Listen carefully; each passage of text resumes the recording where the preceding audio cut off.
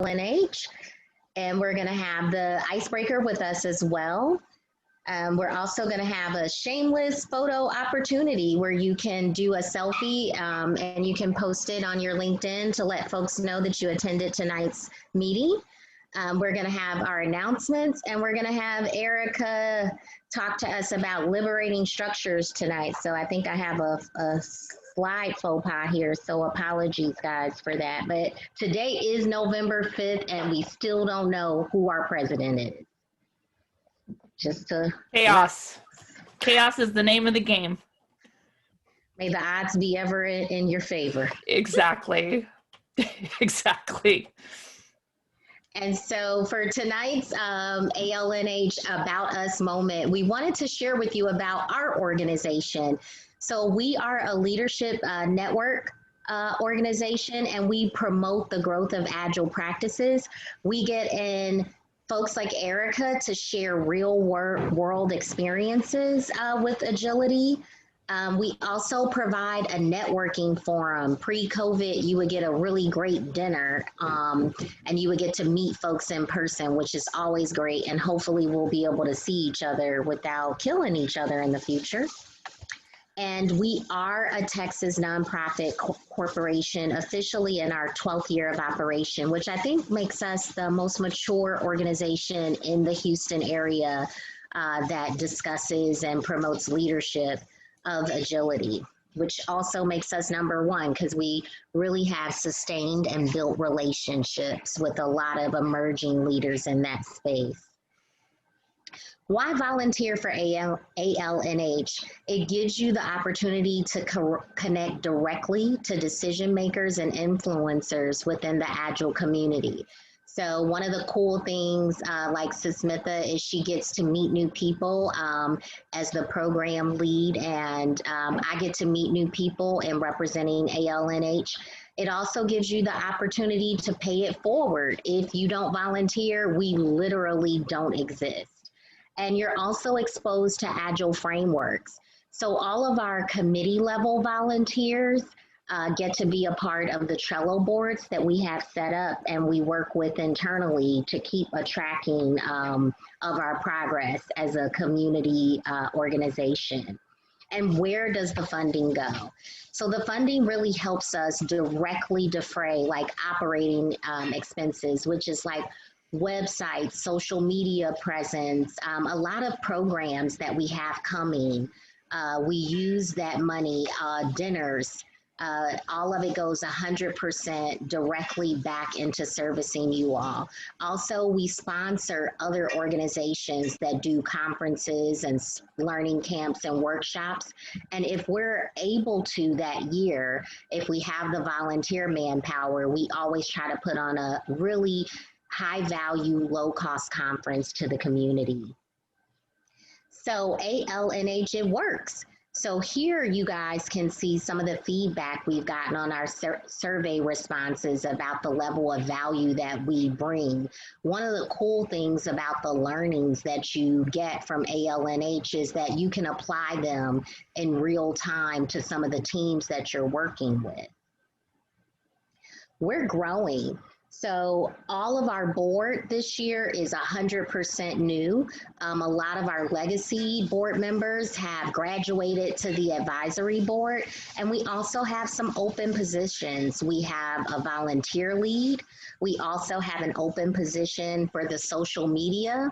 And I think we're also looking for some assistance in our programming area, which is pretty cool. So if any of you guys are interested, this is a great place to add value, add some leverage to your resume, and get some Agile experience.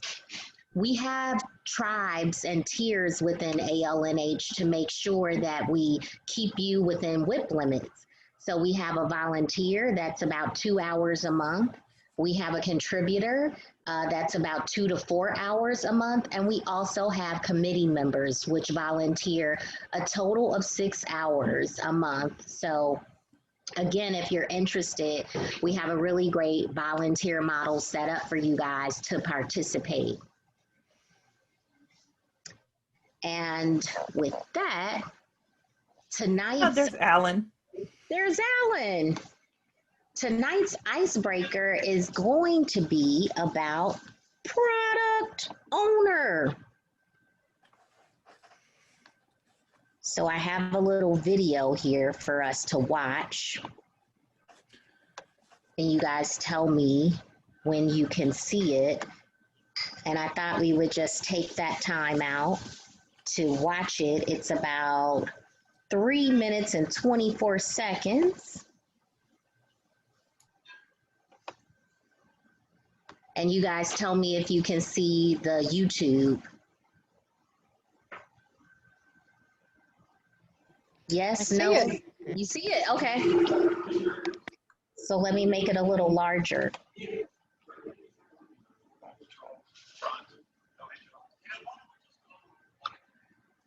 Can't hear the audio. Left.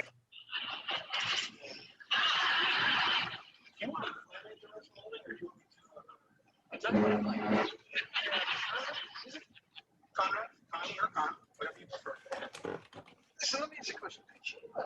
Expand the space underneath the desk. Whatever Jerry wants. Melissa, do you want to share the link to the audio is not coming through properly. Oh, okay. Sure.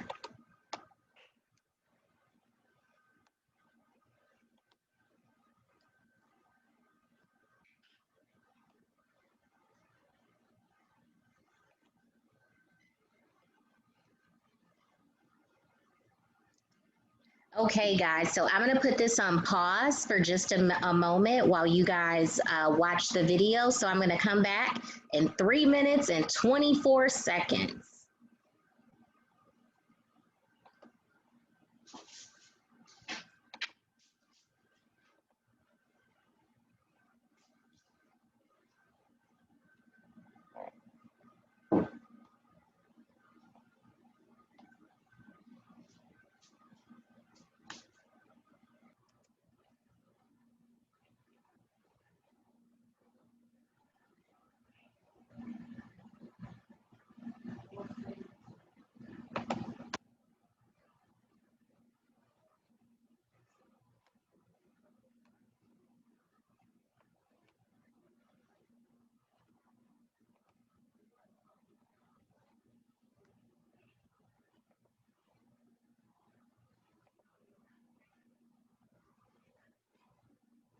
Right, guys. Thank you so much for working through my technical difficulty there. I was trying something new, so now I know I need to work on my YouTube audio. So I wanted you guys to unmute yourselves and tell me what you thought was positive or negative in the area of Jerry serving as the product owner.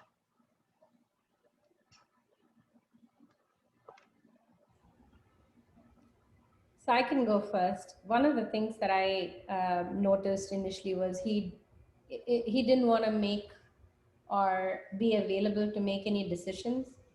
It was like just get done with the work, and he wasn't providing too many details.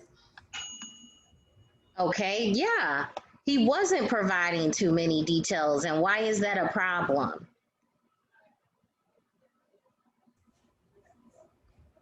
If we put on our product owner hats, what is he supposed to be providing the team with details? Yeah, being the product owner, he's obviously considered the visionary for the product. So you'd want to, rely on that role, or in this case, Jerry, to provide that information on what's his vision to, what does he want to get built, and what does that look like, and more details about what that product is. As much detail as possible, to be honest. Okay, and if the neighbor and the handyman served as the team, what were some observations any of you guys noticed about that?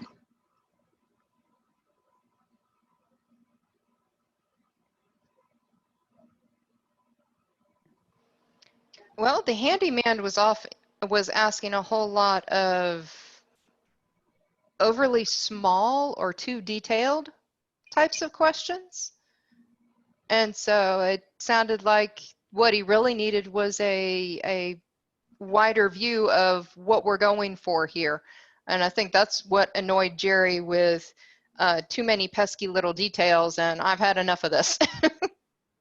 So would that be appropriate if he was a team member and Jerry was the product owner to expect the product owner to provide that level of detail? I think it probably went too far down in into the detail as far as what color of hinges and whether they needed to be 2 a hole or 4 a hole or all of that, but definitely needed to be somewhere in between that and a wall of cabinets that you can't talk through. Yeah, so I think this is great. So Smitha pointed out that the team seemed to not be clear on what the outcome was, right? And that is within the wheelhouse of the product owner to be able to share with the team what the expected outcome is. And then I think Eva gave a really great supporting to that, is that the product owner's responsibility is not to tell the team how to do the work, but it is their responsibility to say what the work is. So I think those 2 points that you guys made work hand in hand. And what about the neighbor? I noticed that he came upstairs, he came in and he asked, he had a something that wasn't in the sprint, if you will. So he wanted to add something in the middle of the sprint. Yeah, that's like scope creep. It's like he's taking away from the primary task of that handyman. He is diverting his attention to something that, as you said, is not part of the primary objective of why that handyman is there. He's supposed to work on whatever Jerry wanted. And because Jerry didn't have the time to provide enough information, he just sort of went on doing something else. Yeah, so I think that's a really good point, right? As Jerry being the product owner, it's within his wheelhouse to pivot the team, right? If work comes in the middle of the sprint, everyone is looking to the product owner because ultimately the product owner is the gatekeeper of the priority and what the stakeholder or customer wants. And so he can, in this sense, Jerry or a product owner would be able to have the nuance to be able to say, sure, you can pivot and go to this other project or deprioritize that. Were there any other observations you guys noticed? Did you think Jerry was successful in his role as a product owner or unsuccessful in his role as a product owner? Well, I'd say he was not successful, given that they ended up with some cabinets that he didn't want, and then had to end up paying for it to be redone the way it originally was. But I actually did want to point out too, with the handyman was actually resisting the efforts to do the extra work, and he only did it because Jerry was annoyed and told him to go do it. So that seemed to be all on Jerry as the product owner as well. Okay, so that's really interesting, right? Because I think that's something, if you're a scrum master or a product owner and you're in that role, especially if you're the product owner and you're asking the team to pivot and they're kind of in the middle of doing work, right? And sometimes they want to complete the task that they were already working and they create a disruption. So I think as a product owner, and also as a scrum master and servant leading the team, looking for those emotional cues. So supporting the team and acknowledging that, saying to them, hey, I know that you're in the middle of doing work and this is disruptive, but the client is actually seeing more value in doing this helps, right? To acknowledge that you know that that team member is being asked to disrupt their work and pivot in another direction. I think that's an awesome call out. Were there any additional things that you all noticed in the relationship? What about the handyman and the neighbor?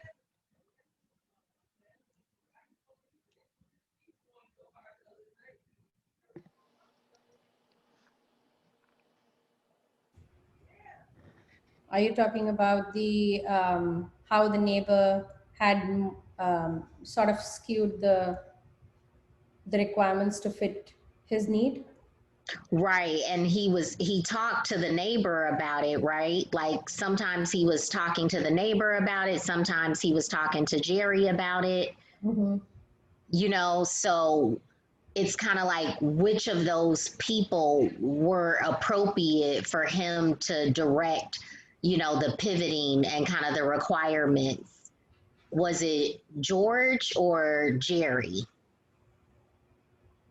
And in this scenario, Jerry being the primary, playing the role of the product owner, should be the primary one giving the requirements. He can obviously consult with others like his neighbor, etc. But at the end of the day, the handyman should be taking instructions from the product owner on how and on what to do, and then like Eva said, the how to do it, whether he uses a blue color nut or a black color, whatever, the details of how he implements that is completely up to him, because he is again the agile team, or the team that's actually executing upon that ask. And did any of you all see any conflicts or positives or negatives in Jerry kind of wearing two hats, right? Because he was both the product owner, but he was also the stakeholder. And so he was playing those dual roles. And sometimes when we actually work in real life settings at companies, depending on if they're a small startup or a larger organization, some of those roles may be blended together. So did you guys see that as a successful marriage or a conflict?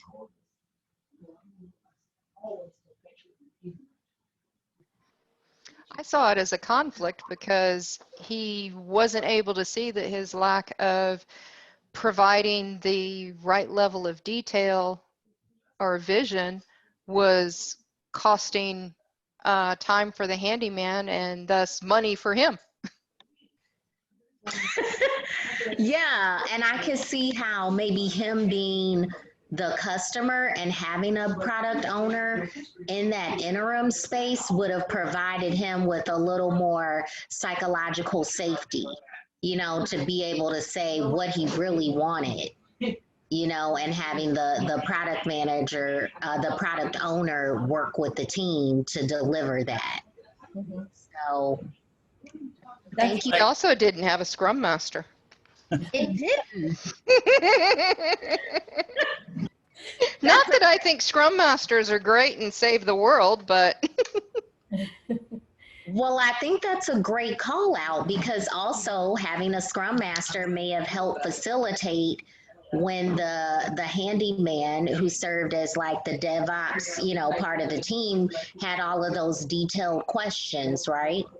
The scrum master could have helped by asking him to maybe rely on his other team members or strategize with them on the best way to deliver the work. And I think this did a really great job of illustrating kind of a black hole with those roles, because from a product owner to a scrum master and the team members, it got grossly over budget, right?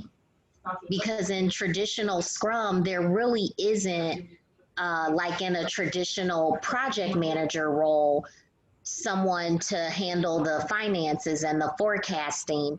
And I think this is a great call out, because whether you're haven't experienced a Scrum Master role yet and have the certification, it's important to know that a lot of companies will merge those qualifications together and ask for the Scrum Master to fill that gap with the financing and the resource management that a traditional project manager would do, because on a traditional Scrum team, that isn't carved out specifically who owns that space. So you may see folks, even the product owner, being asked to backfill for that gap. That is, I mean, sorry. so sorry. So I mean, speaking to that gap, I mean, what I remember from the video, you know, I got the impression that the, you know, the guy was asking Jerry all these detailed questions to try to get him to understand the implications of what he was saying, and because, you know, Jerry wanted the guy, you know, basically because he was cheap. It meant also that he had never really bridged that gap, right, between the tool. He'd never been a tool pusher, as they say in the oil field, right? So anyway, that was the impression that I got, is that he lacked the vocabulary to be able to bridge, you know, Jerry's vision with, you know, how things were going to look once the rubber hit the road, as it were. So I'm using all kinds of metaphors today. I apologize. But, No, That's very true. It's, I mean, at the end of the day, I think this is a typical scenario that most of us have probably experienced at work, because it's the lack of clarity in roles. It's also the product owner most of the time either being too you know, high up in the you know, in the management chain, that they are always missing and don't have the time to answer the questions, or not available for the team. And then, you know, a lot of the scope creep aspect of it comes in, because people take advantage of a team that's high performing in itself but doesn't have the clarity in terms of what needs to be developed or what needs to be worked on next. So then that's where the neighbors and other, you know, external forces come in and have them work on things to their own pleasure or to their own liking. And then at the end of the day, $4,000 later, he's pretty much at the same place, but very happy because at least he doesn't have to bend down and use a kitchen that's probably not the best. there's one other thing I'd like to point out, as someone that was almost an obsessive fan of Seinfeld. One thing that doesn't become apparent, and it didn't become apparent to me until after the series finale, where Jerry Seinfeld was in an interview, in a retrospective interview. He basically revealed what I had never realized, but what was part of the strategy of the show from the beginning. These are terrible people, right? So Seinfeld and his friends, you know, you assume, you know, that because they're the protagonists, you know, that we're supposed to be empathetic for them, and that's a lot of what makes it kind of funny. But actually, in the end, you know, Jerry was like, these characters are terrible. They're horrible people, right? And so Jerry is the nightmare. He's doing absolutely everything wrong that he possibly can in this scenario, mainly to be able to create comedy, right? So anyway, I just wanted to point that out, the sort of the end of series reveal, so to speak. So, and if you recall where they end up, it's fitting. So anyhow. thanks for that, Gilbert. That was awesome. And guys, we're going to go to the shameless photo opportunity for the night. And for those of you all who have joined a little late, we want to do another official welcome on behalf of the ALNH board and myself to tonight's meeting.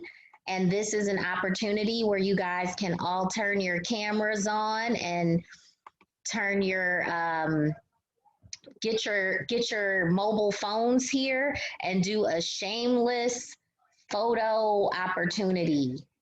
And so we ask that you share that you're a part of the ALNH community using the hashtag ALNH on LinkedIn.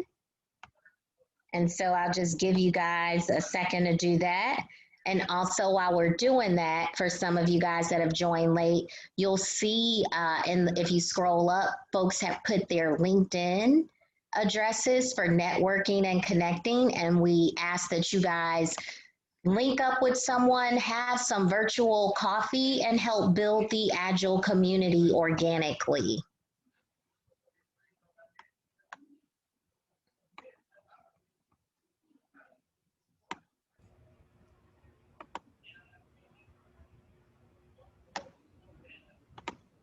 Melissa, if you unshare your screen, we can see everyone in the grid view. We can probably do that as. Okay. Let me see. There we go. See people. Adam, Lee, Erica, Eva, they're coming in. Sakar. Oh, Eva, what's for dinner here? It's not dinner tonight. It's for tomorrow. All right, everybody say cheese on 3. 1, 2, 3. Cheese. In this year's election, when does the voting sites close? Huh? In this year's election, when do voting sites close? Okay.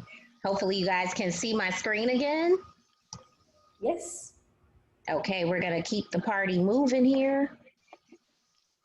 We're free, kind of. So we ask for you to pay by filling out the survey. That way we know if you enjoyed tonight's meeting as well as the content. And also we ask for things you're interested in learning about so that we can seek out those experts in that field and help deliver quality to each and every event. We'd like to give a special shout out to our sponsors, Culture Architect, Vaca, Evolve Agility, the Agile Learning Academy, Whitaker IT, Agile Earth, and Cisco Foods. Pay it forward. Join our tribe as a volunteer, become a speaker, contact info@alnhhouston.org. Upcoming Agile events in our community. So Evolve Agility has a certified Scrum Master class with Dabo Pancho. I highly recommend this class if you haven't. Not all certification classes are created equally. Dabo is actually in the Houston area and does the classes virtually and comes to our community with about 20 plus years in Agile. So his classes are no PowerPoint presentations, all hands-on, and really a unique learning opportunity. Also, check out Agile Learning Academy. They'll be updating their training, but for those of you all wanting to grow into coaching roles, they provide training for IC Agile accredited courses and also for SAFE courses. Upcoming meetings, we're having a really great panel on November 19th, the impact of women on Agile organizations. So we're going to talk to a group of women from various industries within Agile, and we're going to have a candid conversation about, is Agile helping diversify roles and opportunities for women? How can we leverage agility to help us diversify? What are some career paths? And where do we see the opportunity for women growing? And who are some emerging women that some of these industry leaders are following in the Agile community? Also, coming up on December 3rd, we're having our annual holiday party virtually. So save the date. You can register for that now. We're going to have giveaways, DJs, prizes, and the theme of it is Die Hard 2020. So we figured as a community, everyone is looking forward to 2020 ending and getting a fresh start in 2021. So we asked you to bring a peer, invite a colleague or a coworker, and have some fun with us. Tonight's speaker, Janine Henson, comes to us, and we're so delighted to have her. She's going to talk to us about liberating structures. I first came across Erica, I believe, in a Women in Agile workshop that she did, and this was just a blurb that she mentioned with liberating structures. But I thought this was a really timely topic to ask Erica to come on and share her learnings with us. Because if you're a Scrum Master and maybe you're not with a client right now, maybe you're looking to be placed, or maybe you're already with a mature team, a lot of the discussion is shifted into how we can bring value to those teams, how we can form psychological safety and trust and bond with those teams, and how we can help establish teams grow. And liberating structures is a really fascinating tool that offers a lot of real hands-on learnings that could help you guys really help your teams be successful, and in return for that value, be seen as a leader and help accelerate growth in your career. So with that, I'm going to make sure that we have the co-hosting rights with Erica and turn it over to her to introduce herself and give us tonight's talk.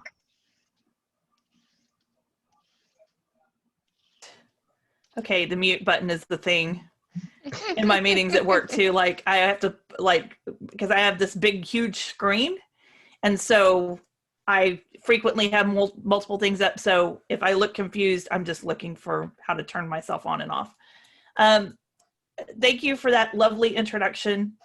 I want to start off by setting expectations as low as possible.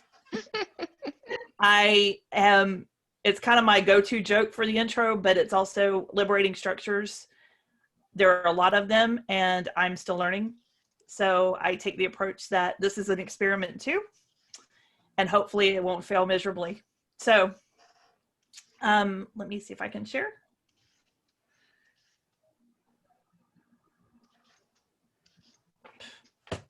Share screen, there it is.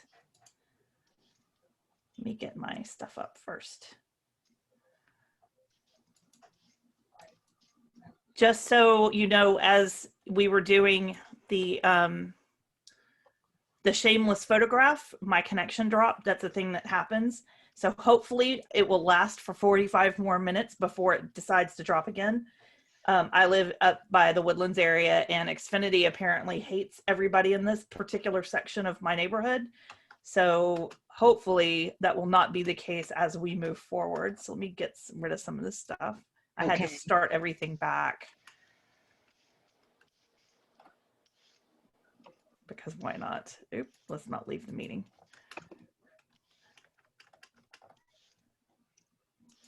Okay. Let me just show the screen. Host disabled participant screen sharing. I cannot share my screen. Okay, I'm hearing that.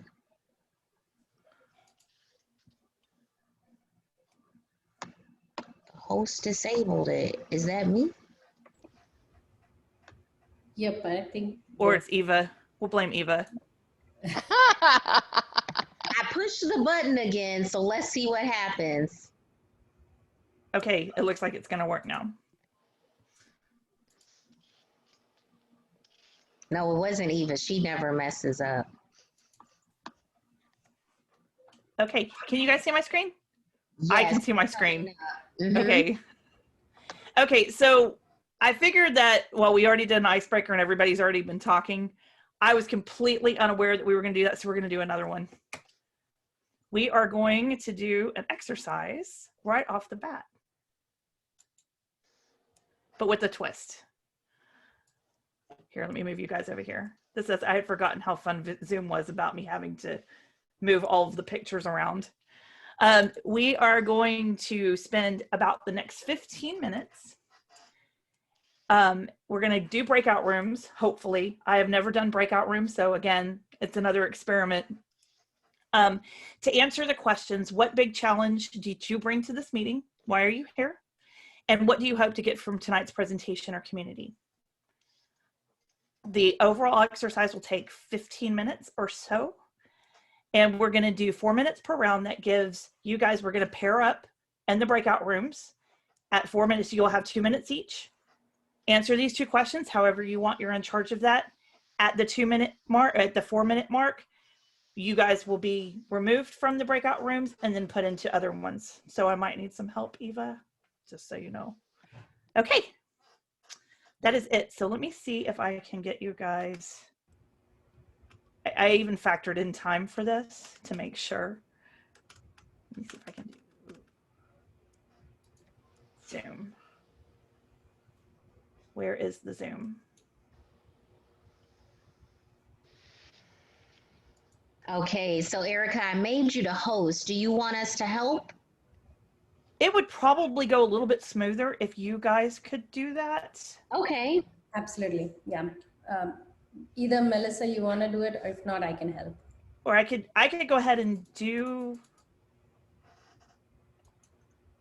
One of you will have, well, there's an odd number of participants. Mm-hmm. We should all participate though. Yeah. So I'm going to put one person in, you'll be 3, so you'll have to divvy 4 minutes up between 3 of you. Okay. Okay.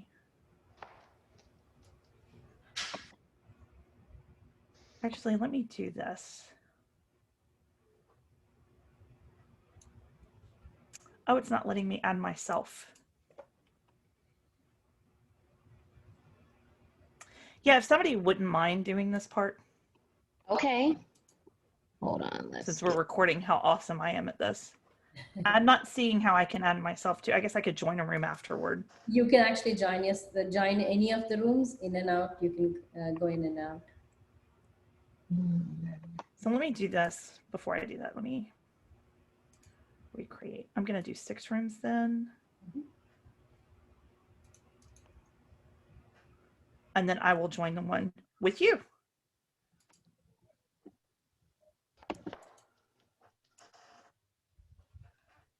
So we have 4 minutes.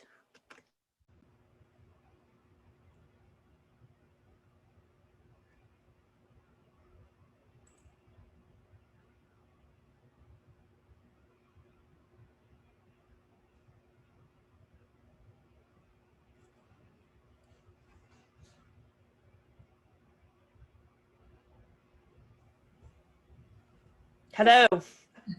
Good grief. What brings me here? Stupidity.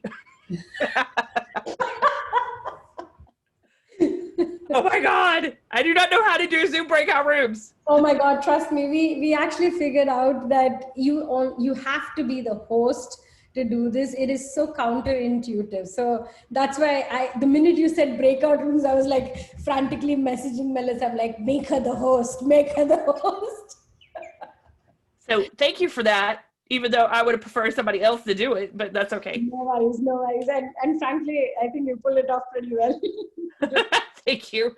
Well, I did it. I don't know how we're going to regroup and then go reassign. I don't know if it's going to like assign new people. I didn't take a screenshot of that to break everybody. The next time you do a breakout, it actually asks you whether you want to keep the people in the same rooms or give them new partners. Okay. So you should be able to. Okay. So we've wasted a minute and 15 seconds. Okay, so what were the questions that we were supposed to answer? I didn't take a note of those. So what brings us here? What Okay. problem would we like to solve? What challenge did we bring tonight? And what are we expecting from the community or the presentation? So I've heard a lot about liberating structures. I've actually attended one other session that Kimi Raji had conducted. It was very, I would say, interesting in the sense of how meeting facilitations and how sort of with a twist, right? It's I mean, I've heard those, what do you call those, challenging questions or wicked questions. I like that. I like the way that was done. We did that on our last panel. So I'm trying to learn more about that whole concept of liberating structures, and more so from a facilitation perspective. I think that's what I'm trying to look for in this session.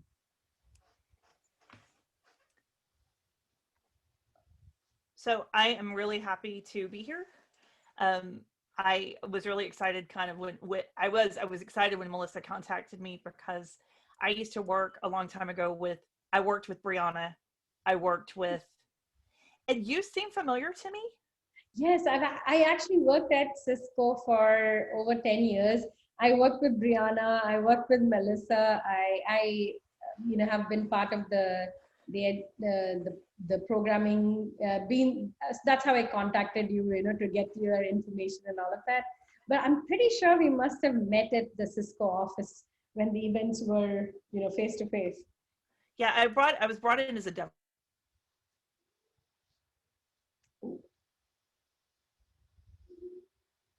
DevOps coach, so I did Restore Maria. So I was with that Agile transformation, and I'm getting the connection is unstable again. Yeah, I'm hoping kind of froze a little, but you're fine now. Okay, I hope that stays. Okay, so I just broadcasted the meeting that it's that. Awesome. Okay.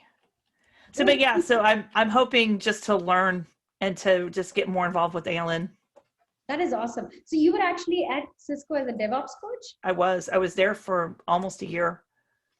That is awesome. That's really nice. That's probably where we must have met, because a lot of the folks actually from the Agile community, pretty much, especially the torchbearers of the transformation organization, sat on B8, which is the 8th floor in the B building. And that's where my seat was. Okay. Oh, I should have done that at 60 seconds. Okay, time to go. Goodbye. Yeah. It was nice meeting you. Goodbye. I know.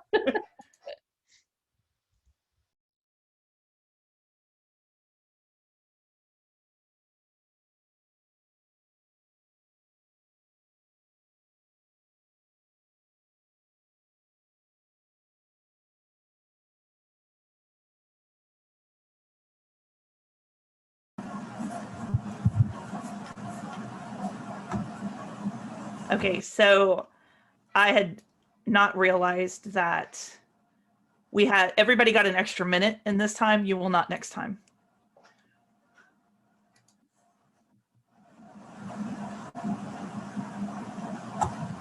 No extra minute. Got it. No, That's okay, because Rich Fifield would not shut up. So.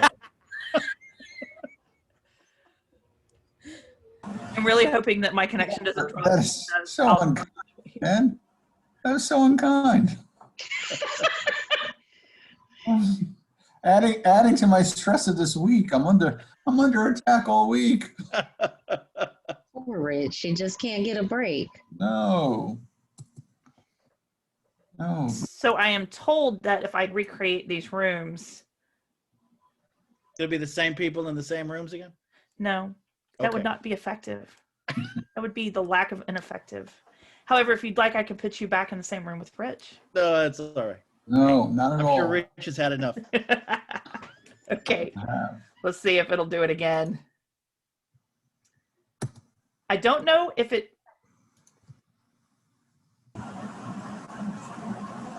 I don't know if it recreated them or not. Uh-oh. Let me see. Mike and Rich, Melissa and... No, okay, so it did it. Okay, goodbye. Go to your rooms, please.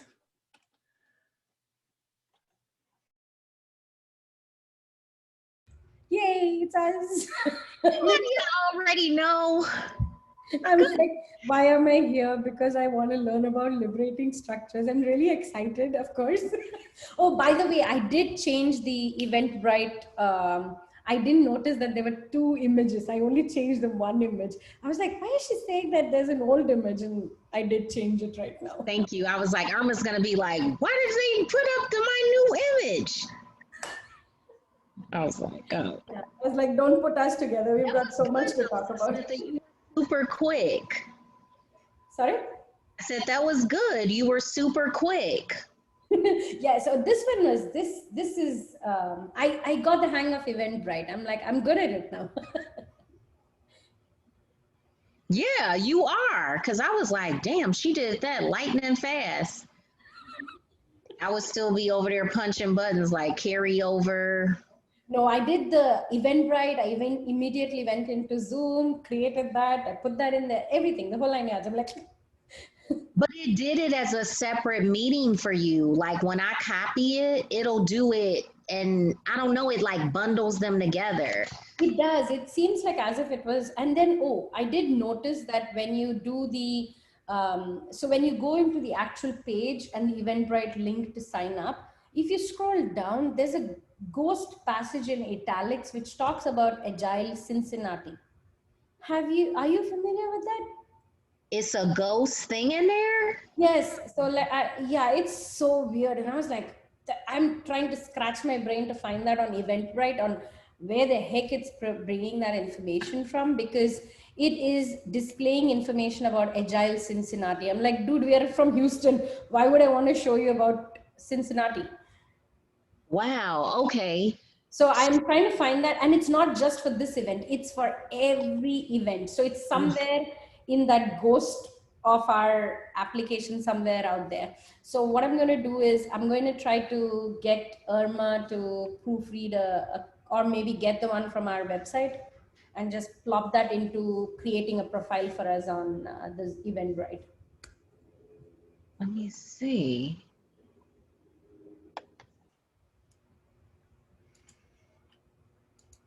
It was fun. Fun Fun. meeting new people and just kind of the randomness of it all. The randomness. Yeah, I mean, I crapped out the first time with Gilbert, but you know, second two, really, I felt like I hit the lottery. But it's important to start off with a low point, right? A low expectations. So it goes up from there, right? So I thought it was excellent. I thought, for folks that I had already known before, it was good to push the boundaries a little bit and kid them a little to try and find new vistas, throw our working relationship into a little bit of a super collider and see what component parts flew out. And then, Lee was gracious enough to be in my last one. So I got to guess his island correctly. That was exciting. So anyway. Good job. Yes. Thank you. Very nice. Anyone else like to share? I think it helps set high expectations for this talk.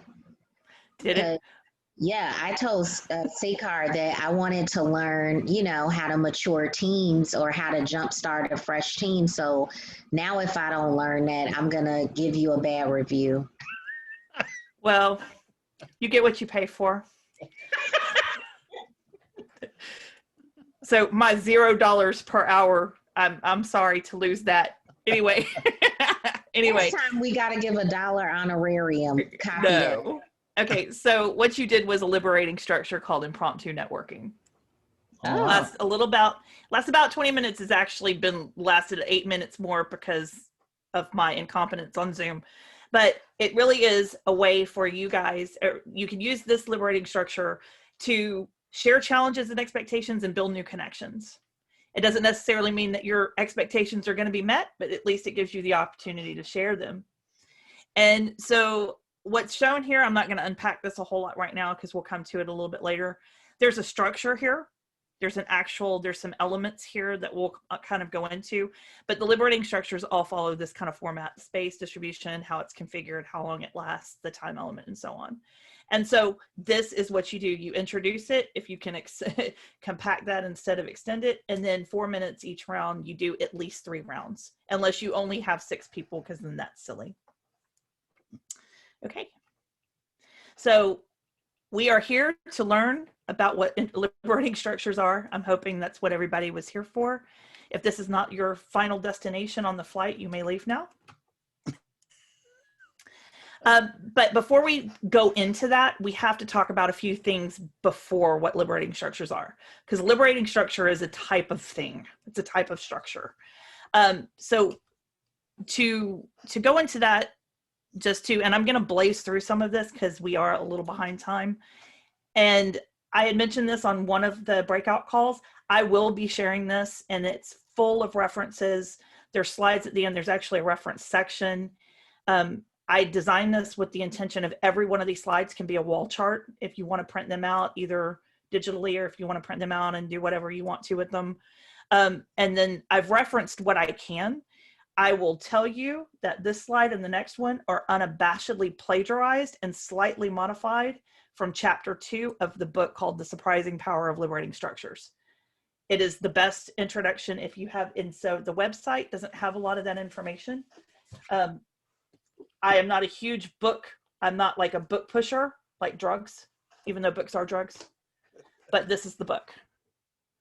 And so this is referenced in the end about how if you wanted to order it. So chapter 2, and then I dived into chapter 3 on some of this, and then half the book is the practitioner side of this. Again, just to finish out the whole conversation about this book, it's a lot of theory. It's not a lot of theory. It's actually got a really good section on the theory and the context behind it. And then it's basically the field manual for how to run these and why, and what to look out for in the traps, and how to do variations of them and how to combine them. So the idea is that we are governed by structures. Everything that we do is basically governed by structure. You wake up in the morning, you get out of bed. You're in a house, or you get off the couch that you fell asleep on. You do activities, you go eat breakfast, you sit at a table, you are eating with forks and knives, you're eating food, you're doing these things. So everything has a structure that governs it. And without structures, there's chaos. We're in election day 3. There's no real good structure around the election, therefore there's chaos. I would offer that COVID response was chaotic because nothing could respond. So this is a statement straight out of the book. Basically, without structures, there's chaos. The weaker the structure, the more prone it is to chaos as well. That's not in the book, but it should be. So within structures, you can basically divvy them into 2 categories. There's tangible structures and there's intangible structures. Tangible basically comes from a Latin word meaning to touch. So there's not really any mystery about what the word tangible means. It's what you can touch and what you can't touch. And then within them, here, let me go back up. And then within them, there's types of structures. You have macrostructures. Macro means big. This is going to be, I don't think that this is going to be really profound for anyone. Macrostructures are like things that are built or designed for long term and cannot be changed easily or cheaply. Your house, for instance, if you live in a house and you decide, I would like tomorrow for my house to be 2-story. That's probably highly unlikely, even if you have an entire construction crew at your disposal. So tangible macrostructures are things like office buildings, houses, hospitals, shops, big ships, factories, and so on. And tangible structures that are macrostructures are things like strategies, things like organizational structures, policies and procedures, the way a company operates at its core, including the infrastructure that it uses and the way that it's powered. Things like oil and gas assets. These things are intangible structures and they're huge. The reason this is important, and I'm focusing on it, is that in order to really understand how to use liberating structures, you cannot go into an organization and go, I'm going to drop some liberating structures on you, and boom, we're going to have transformation and it's going to be glorious, because the macrostructures that are in place govern that. So keep that in mind. So I'm getting to the point of microstructures. So you have macrostructures and then you have the microstructures, which are the smallest structures that we selectively routine to help us interact or work with other people and can easily be changed from one moment to the next. These are the things that basically how we behave with each other, how we eat, and how we do certain things that are not necessarily like permanent in nature or long-standing or longevity. Like, for instance, even something like a cup, drinking from a cup. This cup is a microstructure. It's a tangible microstructure. Within the context of work, conference rooms, meeting rooms, a restaurant, the coffee maker, the coffee room, the water cooler, all of those things are microstructures. Intangible ones, and here we are to liberating structures. It's highlighted, but things like presentations like this, status reporting, brainstorming, going into managed discussions, those things are microstructures. And then within microstructures, you have structural elements. This is a little bit academic, but it's important to understand that physical virtual things within these microstructures, they're elements. And so the actual table, the camera here, that's allowing us to do this, the Zoom meeting itself, these are actual elements within this. And so the agenda, the question, the theme, how we do these things, how we configure the time allocation, all of those things are structural elements within them. So just to kind of recap, microstructures guide and control how groups work together, which is why liberating structures become very powerful. But everything isn't a liberating structure. So all microstructures have the same 5 structural elements. This is, like I said, this has been lifted straight from the book. There's a lot more detail around this, but very quickly, the 5 are basic, they're referred to as the big 5. The first one is the invitation. It provides direction in the form of a question or request. I send you a meeting request. It has a subject discussion on something. I invite a handful of people. I give it a time frame. That's the invitation. So that's a really good example of that. And then how the participation is distributed. How much time are we going to spend doing, and how are we going to contribute? What are we going to do? The third element is how the groups are configured themselves. So we're all going to meet in this conference room, or we're going to all meet in the Zoom meeting. What are we going to do? Are we going to go into breakout rooms like we just did? Are we all going to run around the building? Are we all going to go straight through the parking lot? You know, these are things that are basically, what are you going to do with the group of people that you have, or the group of things that you have within the microstructure? How space is arranged, all of the choices that can be made about tangible and intangible elements. And that's why I kind of came back to the structural. You have a macrostructure, you have a microstructure, and then you have the elements within them. This is all about how you move around the things. These are the things that are in it. And then finally, sequence and allocation of time. Every microstructure has 1 or more steps, each with a specific purpose and time allocation. And allocation is only supposed to have 2 L's. I just caught that. So this is a very quick kind of dump about elements of control. And I think that was it.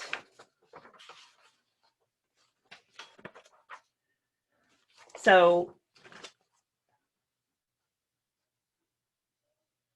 okay.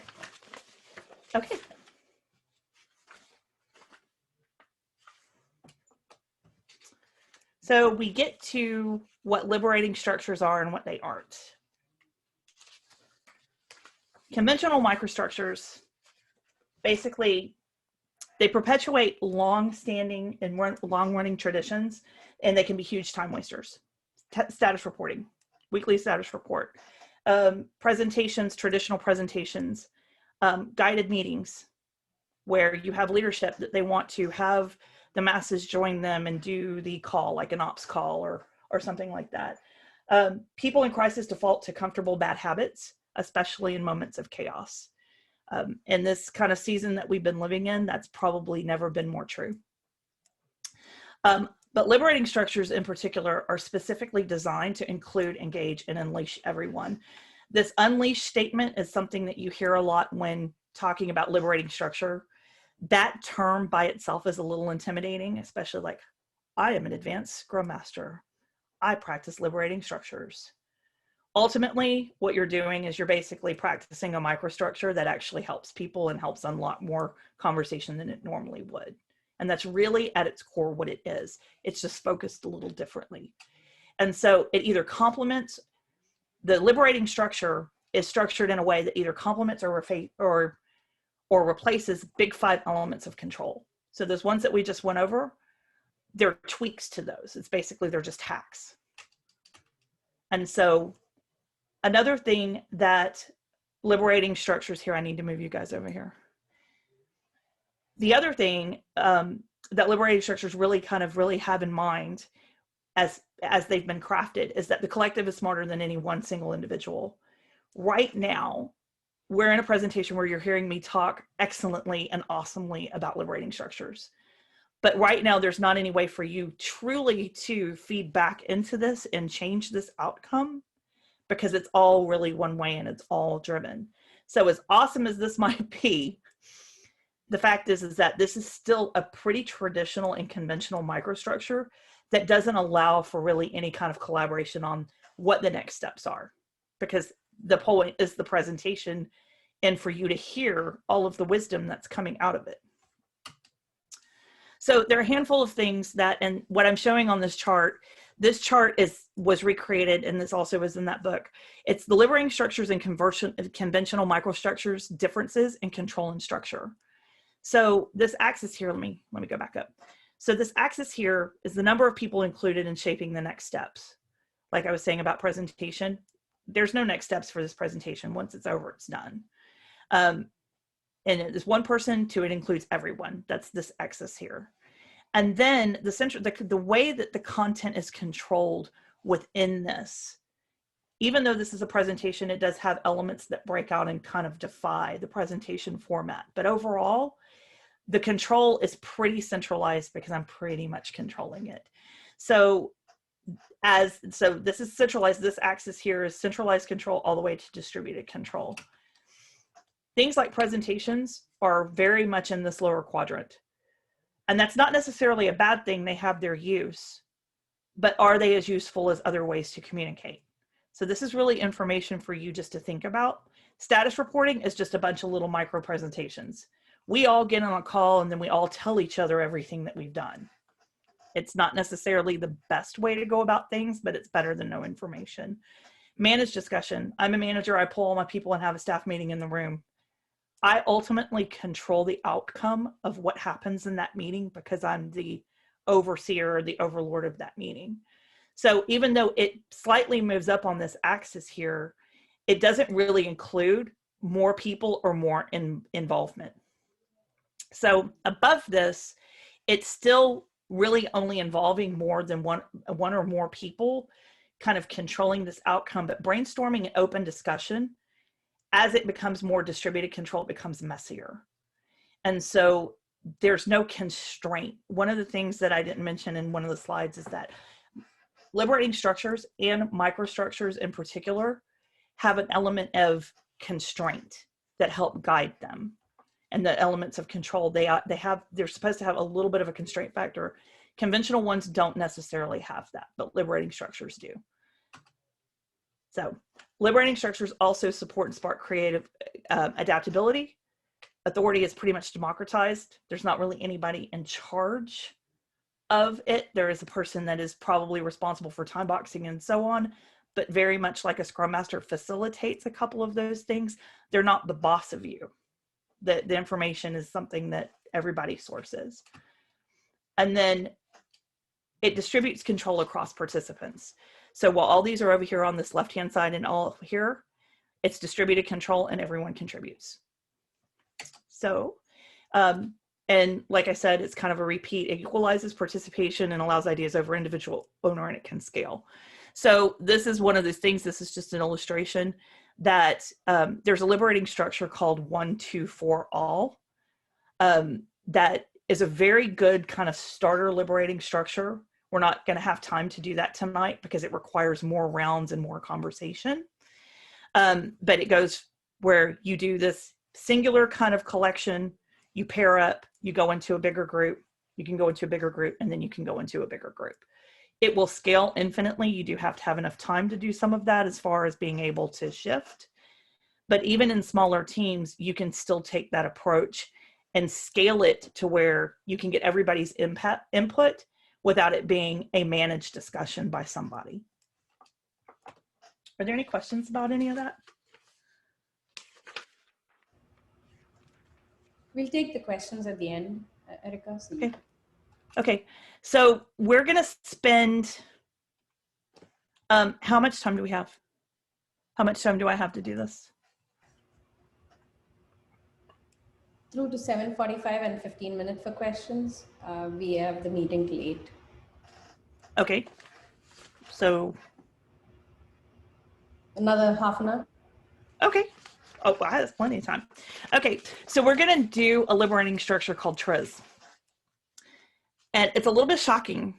This is one of my favorite liberating structures. I've run this a couple of times. I like it because it's creative destruction.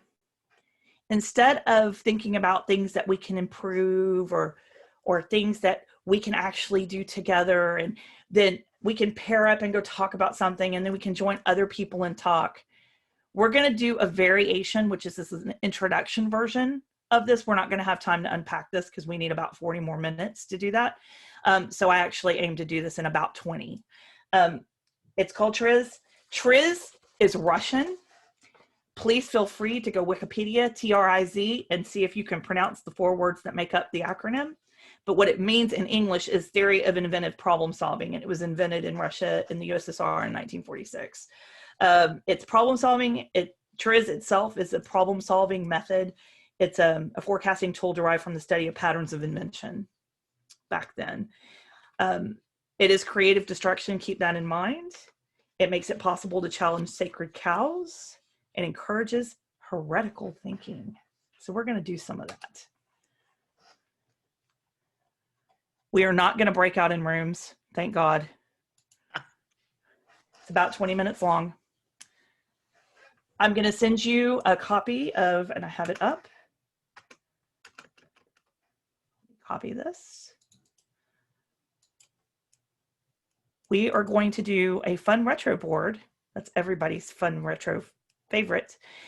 Right, about 3 major things. We have a little bit more you can actually do 4. I was expecting that we might have more people. We didn't need to have 100 items on the board that you can do to make sure that you achieve the worst results imaginable with respect to your personal or organizational agile transformation.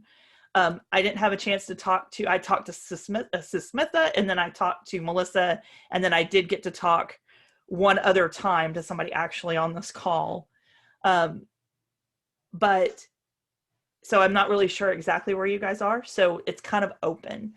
If you are in an agile organization and you're in a role where you're affecting that, please focus your responses around the ways that you could blow that up. So just to kind of repeat, about 3 or 4 major things that you can do to make sure that you get the absolute worst outcome in your organization with respect to what you can do. Okay. We're going to do this fun retro board. Where is chat?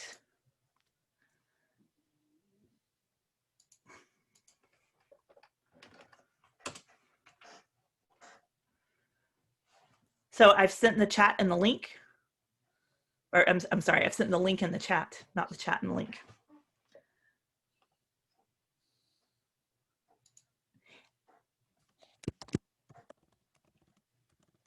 And this can be anything. It doesn't have to just be organizational. It could be, I'm going to go to work and I'm going to go put smoke bombs in all the toilets.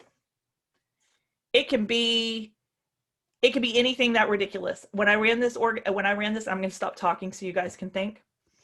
But when I ran this exercise with the team who didn't want to do it at the beginning, the things that they came up with were ridiculous. So please feel free, go as crazy as you want.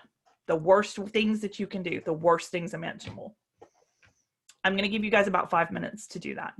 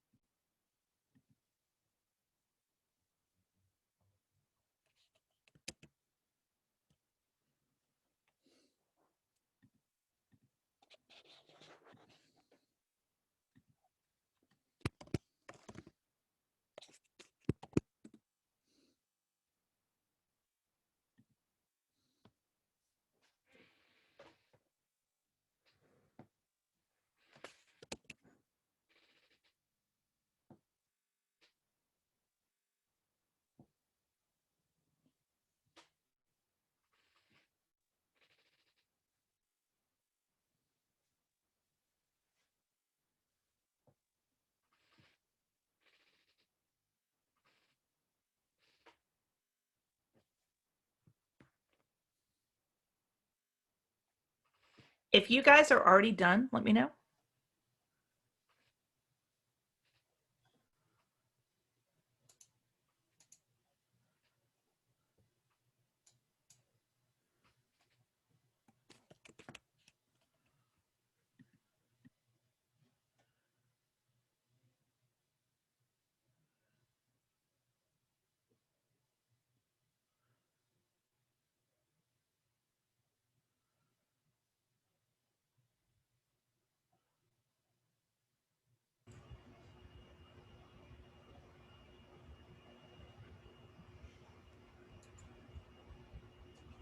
Erica, we've mentioned on the chat, a couple of us have finished. I see. You guys only really have about, is anybody still sourcing? Anybody still writing?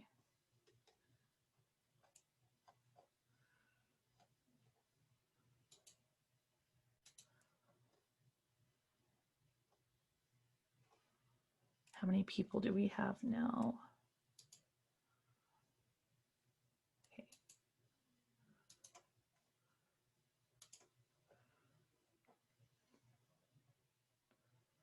You guys have about 20 seconds left.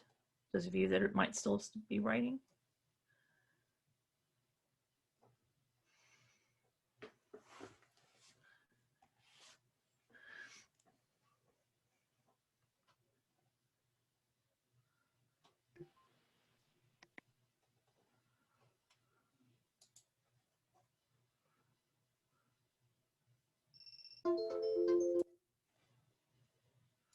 Okay.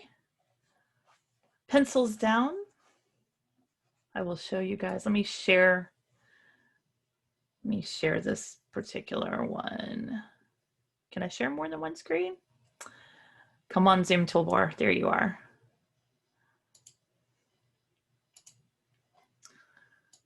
Okay. Okay, so you guys should be able to see my screen. I have the retro board up. The Tris board up. You guys see it? I cannot tell. I cannot tell if you can see it or not. Yes. Okay, so we're gonna go through these quickly, see how fun some of these are. I will alienate everyone I meet. I will let the overbearing developer who tramples the team keep doing it because she delivers. I'll group these, or I'll group these if I can see quickly. Let's see if there's, okay. I will pursue inappropriate relationships with everyone I meet. Good job. I will not ask for clarification if I don't understand. Require anyone meeting with me to have a PowerPoint prepared of their problem solution and who is keeping them from getting it done. I will be overbearing. That's great. I'll organize a meeting to share with the team about changes and then not show up. I will give conflicting information about Agile practices, confusing the team and adding to the frustrations that go with Agile transformation. Sabotage the ceremonies, not understand sprint goals, not set any sprint goals. Leave the organization in the middle of change without telling anyone or finding a successor. Any objections to me combining that with giving conflicting information about Agile practices, confusing to the team, and so on? I know they're not the same. No objection. Are they similar enough? Yeah, similar enough. Okay. So basically, I'm going to screw it up by not being present or giving bad information or just not telling anybody anything. Goodbye. Team members expected to be part of dev team, handle production support items and SMEs on other people. So basically split, not be dedicated. Have my phone ring.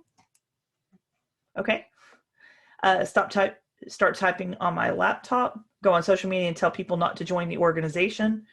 Ooh, smear campaign.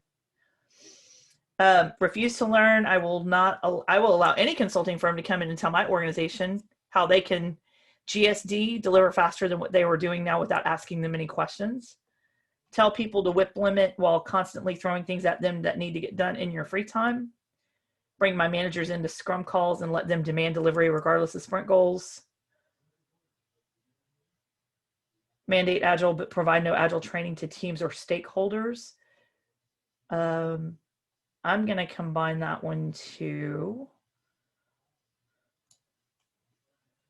with this one. There's lots of good information on here.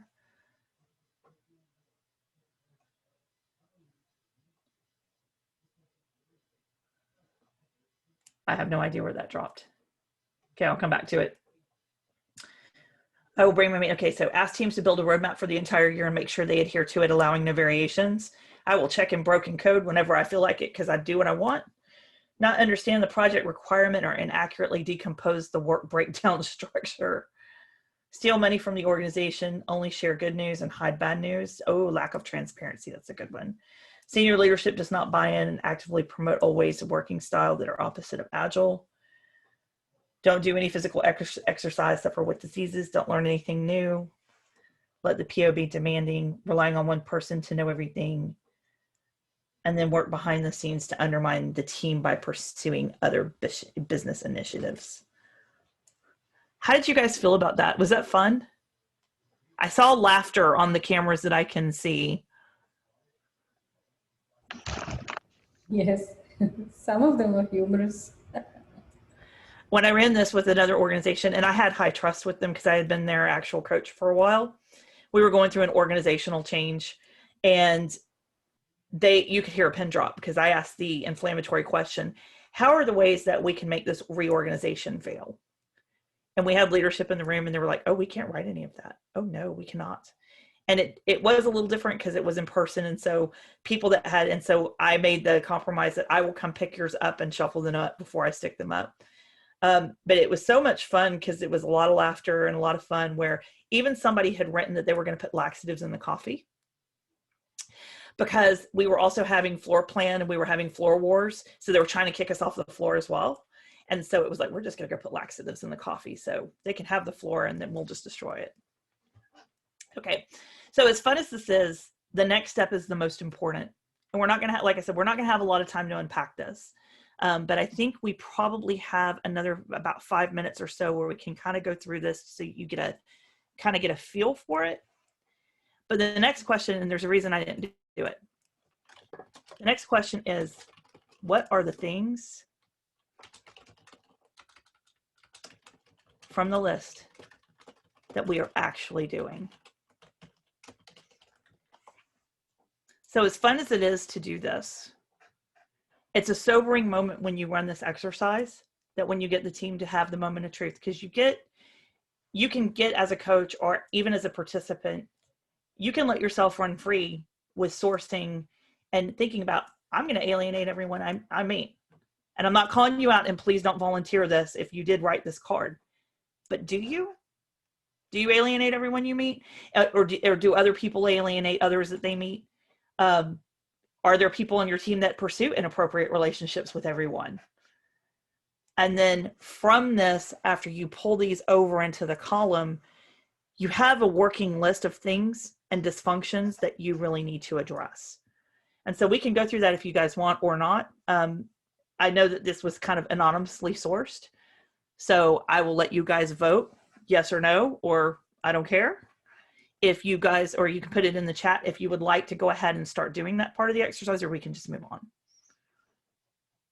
Again, this is kind of what I was saying. This was the part that didn't need to be, I think that didn't need to be recorded. But so if we are going to move forward, we need to stop the recording.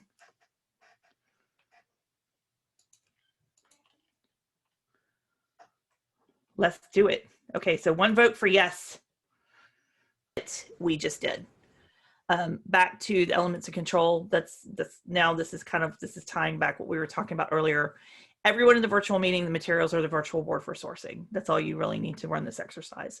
You introduce it for 3 minutes, and then this is really what we did.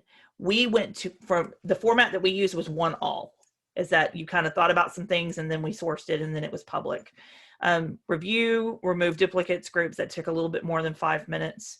And then you introduce which of these actions will you stop first? What are you going to do about it? From that, you can use other other liberating structures. I haven't used it, but you can use the ecosystem liberating structure. There's one to do that. You can actually use the DAD questions around it. It's kind of getting to the nitty gritty about what's really going. You could probably do wicked questions against this too if you are just wanting to do more destructive kind of things with your team. I'm all for destruction, hence the fire behind this. But the official version of it is like this.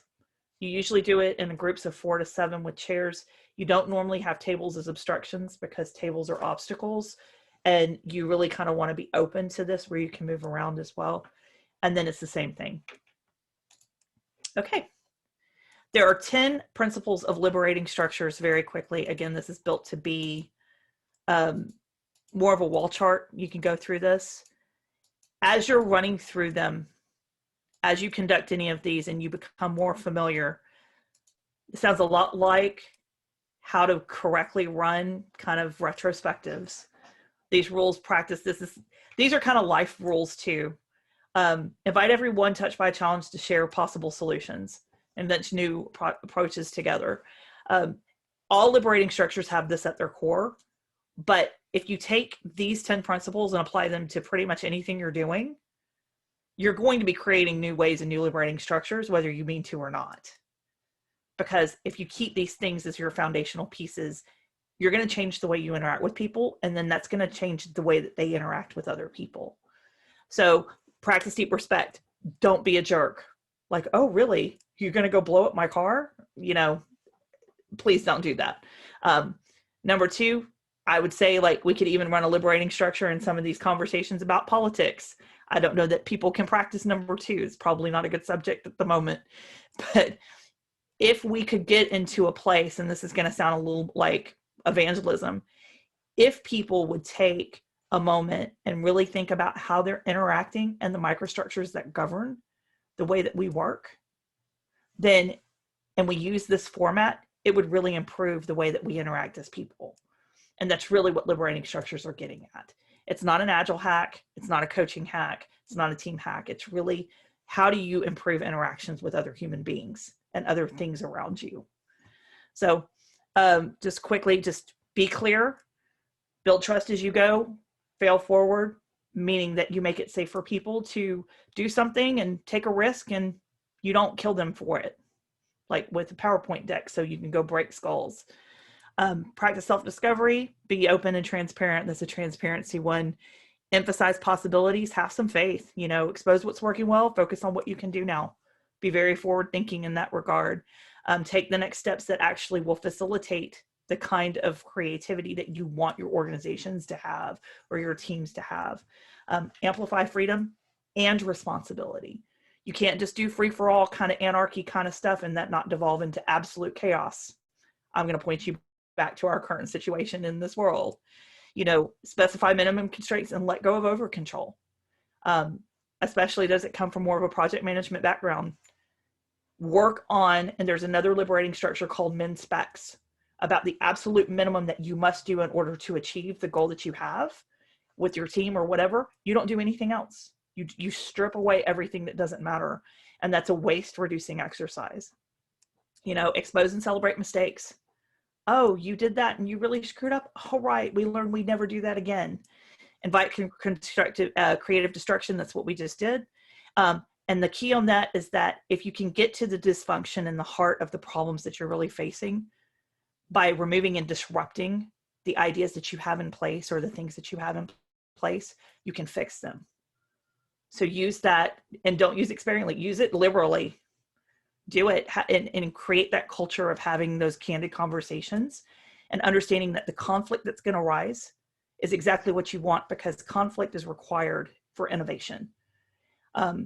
If you've read 5 Dysfunctions of a Team or Ideal Team Player by Patrick Lencioni, he goes into the different kinds of conflict.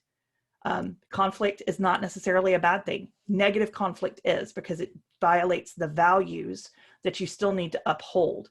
If you go into conflict and then you name call or you get physically threatening, of course that's negative and that's not cool.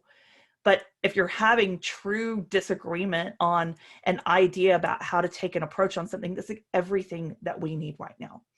So as the facilitator, as that coach, as that practitioner, walk into that and be courageous about it. And then finally, engage in seriously playful curiosity. All these things are experiments. All these things are curiosities. And final thoughts around that, and that's just kind of repeating it. Liberating structures are for everyone. You can do this with leaders. You can do this with people that aren't necessarily in leadership, or you can mix that up, because they're for people. They're for how we interact with the world. Intentionally practice courage. I mentioned that. And experiment even when it doesn't seem like it's working, or there's dead air or whatever. You're still learning on what makes people engage or what doesn't. And that's information.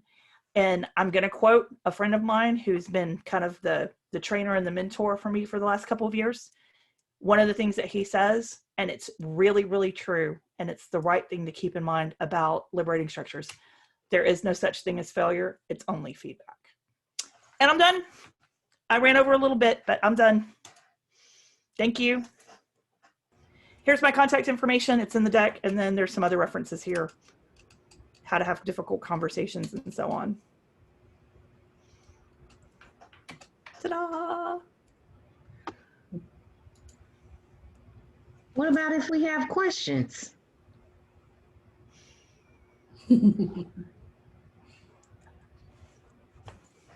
you have questions? I have a question.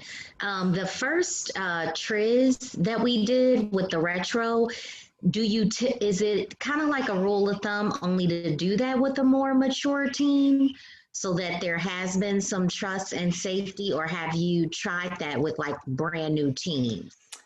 I would not run it with a brand new team. That's just my own preference. Yeah. Again, I'm not the expert. I had a team, I'll tell you, with brand new teams, running something that's that's less threatening, because that's a threatening exercise. Yeah. You're trying to get a whole team to just kind of, you're trying to put something in their face, really, for the most part, with that. And if you see a really core dysfunction and the team doesn't want to talk about it, or they don't have time, especially with leaders, Mm-hmm. I see that. You can finesse that in a way where you can go, let me show you something. But they don't even want to talk about it. So if you have a team that they don't want to talk anyway, I had a team that did that. I ran team agreements, not that would be good for team agreements, but I had a team that was comprised of a team that was completely shut down because they had been in command and control situation for years. And then we brought new people in that knew how to basically talk and collaborate and get stuff done, but in the right ways that weren't destructive and that were long-term gain. I tried to do team agreements with that team, just thinking that we could source it and we could have conversations because we all know each other. We all went to lunch. We all ate candy together. And it was an absolute failure. Mm-hmm. I came back and regrouped because it was kind of embarrassing, like, because I'm a coach, you know me. And then it was like, wow, that was colossal failure in front of people that I work with, in front of leaders. I'm like, holy crap, do I still have a job? I went back to the desk. I pulled up 1, 2, 4 all, and then regrouped the next day. And in 20 minutes, we had team agreements with that liberating structure alone, because what they needed was the pair up. They needed to talk one-on-one with each other. And we did 4 rounds of it, not 3, not 2. We did 4 rounds, and there were like 10 people in the room. I'm going to make you talk to each other maybe more than once. And it was the rule too of keeping people who knew each other and that were familiar with each other. So as a facilitator in any of these, you are going to have to gauge who's involved in it.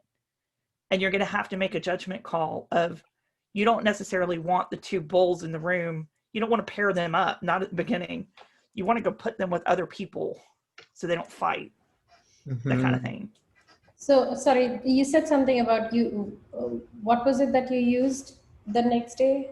What was it called? It's a liberating structure called 1, 2, 4 all. 1, 2, 4 all, okay. And I will make sure that I put that one, because I've referenced it a couple of times. I'll make sure I put the structure in the deck before I send it. So if anybody references it, they have the card. There are decks, holisticon.com, and this is also in the deck. Their playing cards are physical playing cards. I think I might have them. They're physical playing cards that kind of have the ones that you can mix and match. The book has a whole breakdown of the context behind it and the theory behind it, how to do it. The website, liberatingstructures.com, has a liberating structures menu with, I think it's 35 or 36 now. There's at least 33. that give you the full breakdown of what's in some of those pages. It's the summary of that. And I wanted to know, is there one of your favorites for starting a new team to help them bond together? 1, 2, 4 all is probably the best one. It's the Okay. easiest to introduce. 1, 2, 4 all is the one in the ones like the impromptu networking. If you have a team that doesn't want to know each other, there's another one. It's a speed dating one. I can't think of what it's called. It's basically the speed date where you pair up and you shift. You pair up and you shift. You pair up and you shift. Okay. So there are a handful of them that you can do that with. I did safety games, which are in their own way. They're like little liberating structures.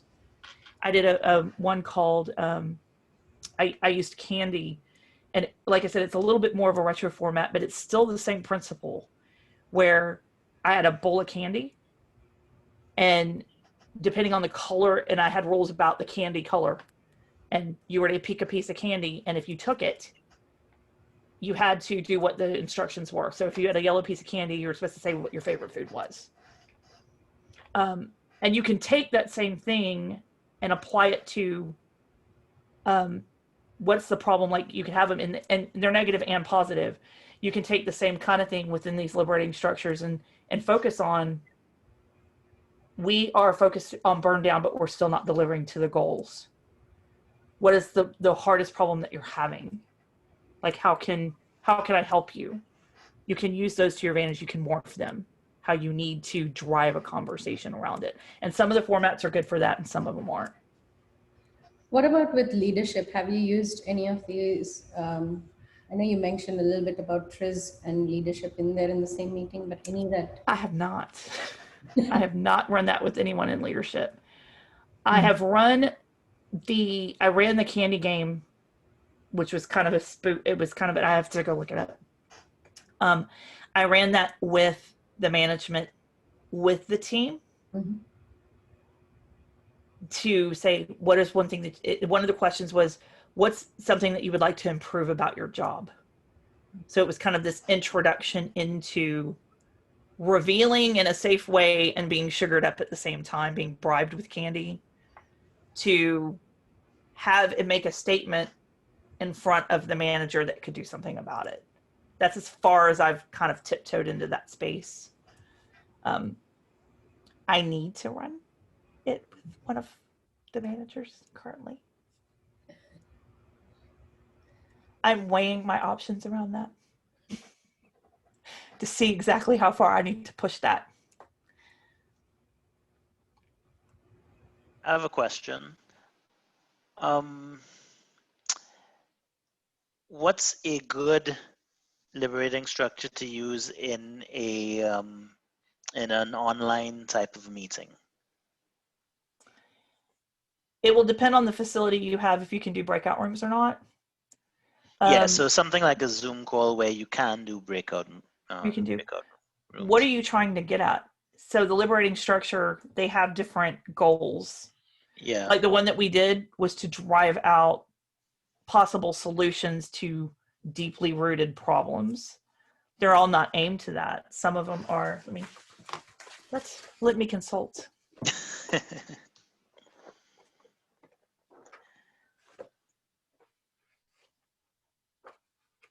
Like, what do you want to be able to do? What I want to be able to do is I don't want to say brainstorm for ideas, but really kind of get people on the same page on like what the biggest, I don't know, what, not biggest problems, but just, what's the big direction we want to go in. So kind of like taking people's ideas and working towards whatever an end goal will be, or like a goal or objective for the team. So you want them to come collectively together and create something?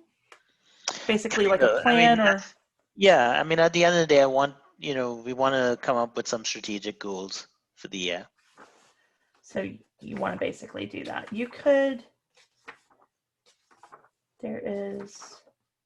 So obviously I don't have the answer off offhand. Like I said, I'm not an expert in these.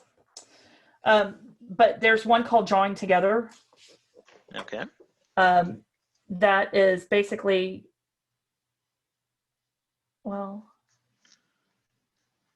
so I'm going to say for the sake of time to contact me after this and let me look at and see which one. I will definitely look, but I don't know the answer off the top of my head. But I'm Sure. willing to help you discover the best one. Right, and I guess what's a good resource? The book obviously is a good resource. Anything online that's a good resource as well? Liberatingstructures.com. Okay. It's so the on menu. the It doesn't website. have a lot of some of the breakdown, but for the most part, as far as the variations, the whys behind Mhm. doing it,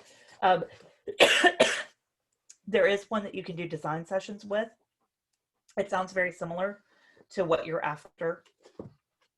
I've never used it. It interests me, but I've never used it. Okay.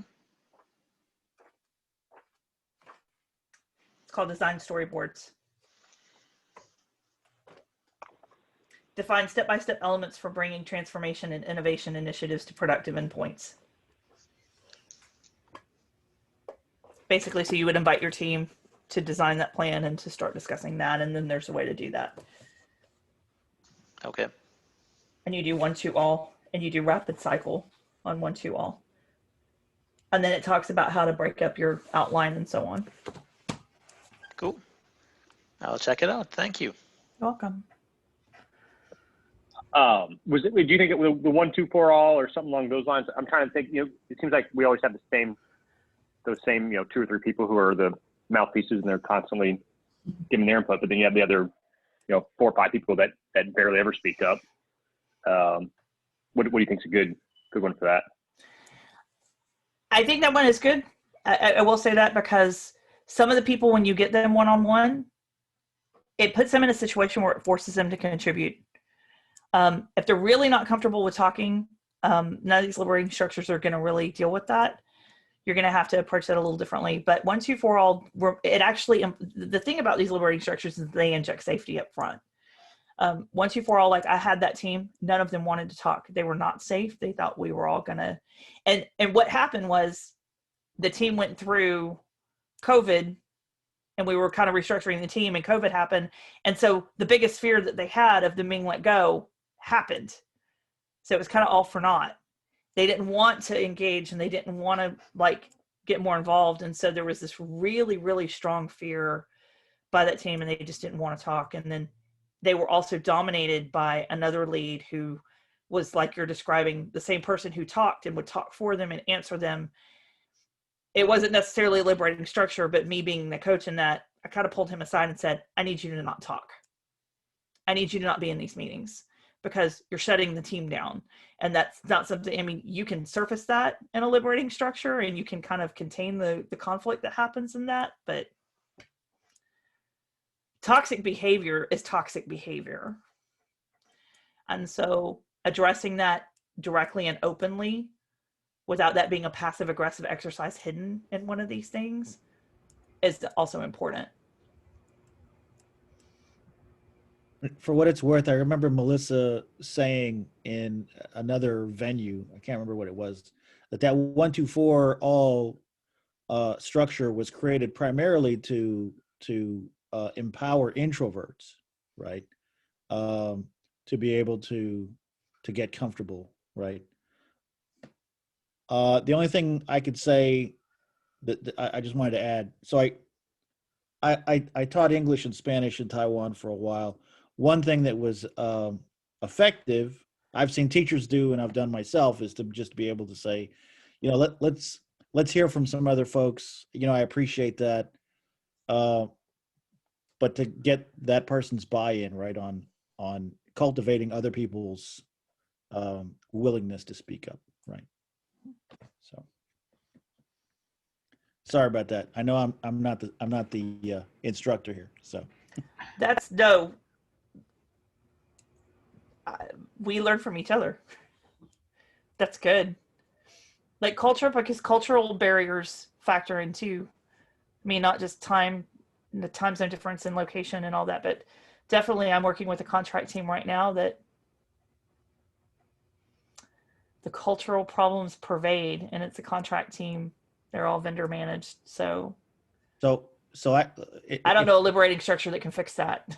So if it helps, right? I can tell you something that was very effective for me when I was teaching out there, right? Because I was very afraid of asking inappropriate questions that would be appropriate in the United States that wouldn't be in Taiwan, right? And so I would walk in the first day and I would pair people up and I would say, okay, each pair, and by the way, one of the things I wanted to do was to establish lasting relationships between the students. So I had them first stand up and arrange themselves in birthday pairs. January 1st on one end of the wall, December 31st on the other end. And they had to ask each other in English, what's your birthday, right? And so I put them in pairs because typically people, anyway, so they would get to know each other, blah, blah, blah. So once they were in birthday pairs, I said, look, each pair has to come up with at least 3 questions, because if somebody asks your question of me, you can't ask the same question twice, right? And so I might have 10, 15 students in a class, right? That comes down to like 7 pairs of people.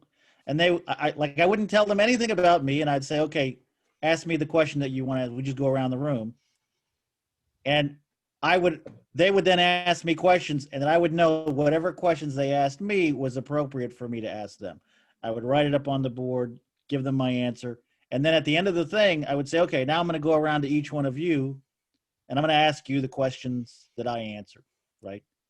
So that got them collaborating. It got them to get to know somebody who had a similar, maybe some cases the same birthday. Anyway, so that might help. I don't know. It's the liberating structure. Yeah. If we pull back that chart up, if we pull that chart back up, it's got the 5 elements of control. It got everybody basically on equal ground, and it got everybody contributing. Congratulations, you have invented it. You are now an inventor of a liberating structure. It's basically a variation of that same thing. Yeah. The other one we talked about earlier, where it's kind of the speed dating one, it's called shift and share. And that's really good for introverts too. You get everybody in a room and they have to move and they have to talk, and they only do it for 30 seconds or a minute. So they don't have to share their deep secrets, and they don't have to talk for any length of time, but you can do it with problems and whatever. We did that one too. So. All right, I'm done. Yay. I think that's pretty much the time that we have for the number of questions. I know we're 3 minutes over.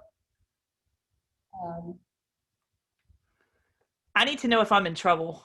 Oh no, you're fine. This was really, really good. I learned a lot, and I have taken some notes. I know I'm going to go back to the material that you have. I think that was really good. You did have them where you can print them out and have them as references. It's really powerful. Thank you for that. With that, Melissa, do you want me to wrap it up? Yeah. Awesome. So again, thank you everyone for joining us today. Erica, again, thank you so much for coming and sharing the knowledge about liberating structures. I know I'm going to use some of it back when I go back to work tomorrow. And again, we will be sharing the material that Erica went through, as well as the recording on our website. Please do take a few minutes and do provide us some feedback. Again, that is how we would like to, again, hear from you on what you want to hear next, topics, as well as feedback about how we can improve. With that, stay safe, stay brave, stay agile. Thank you, everyone. Thank you. Bye, everyone. Thank you. Thank you. Thank you so much for having me. Thank you. Thank you. Awesome. Thank you.